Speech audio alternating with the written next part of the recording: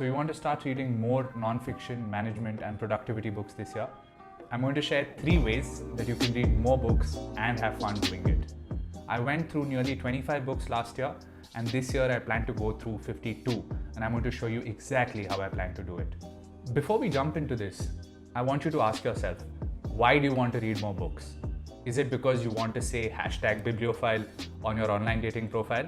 Or is it to keep up with your Instagram friends who are doing a #book challenge? Those hash browns at the end, like hash brown team Cobra Kai or something.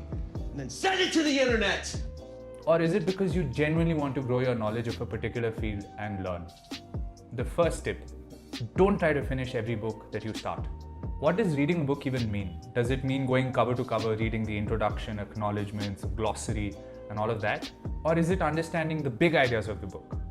So when you're reading a non-fiction book, you're essentially absorbing multiple concepts that fit together with the help of short stories to explain a bigger idea or a novel concept. Last year, I read many books like Deep Work, Thinking Fast and Slow, The Tipping Point, that introduce a big idea in the first few chapters and then drive the point home with short stories, examples, historical use cases, etc. Once I've understood the big idea, I simply skim through the book to see if something catches my eye.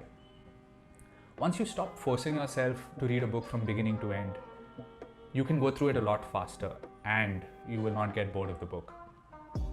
Very important, please don't read a book when you're bored of it. It is a criminal waste of your time.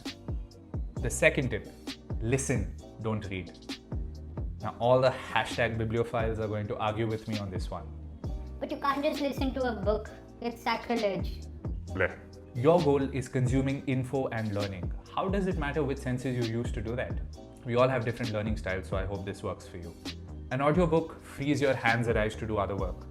The book plays preferably in your wireless earphones. This is excellent for narrative style non-fiction on historic events, philosophy, bibliographies, basically anything that will not require you to look at images, diagrams, or comparison tables. In our busy everyday lives, I like to use the time I'm doing mundane tasks like drying my clothes, cooking, pre-COVID commuting, running on the treadmill, to listen to books. It's a little hard to read a physical book on a treadmill, wouldn't you agree?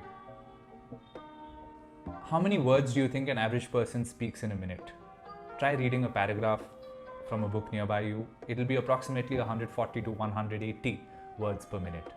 How many words can you listen to per minute and still understand what is being said? I listen to all my audiobooks at 1.3 to 1.5x. Combined with the greater reading time that you have, you'll end up reading a lot more books. Third tip, watch, don't read.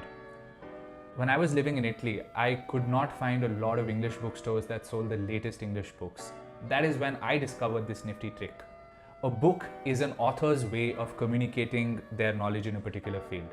After publishing the book, the author is usually invited to a conference, a TED Talk, or a talk by Google to talk about their book. This talk is usually a summary of the entire book, a distillation of the big idea, and an overview of all the important concepts that the author explains in the book. Type the author's name and the name of the book on YouTube and look for videos that are between 45 minutes to about an hour 15. Watch this at 1.25x when you're doing mundane things. You will get an 80% picture about the book and its contents.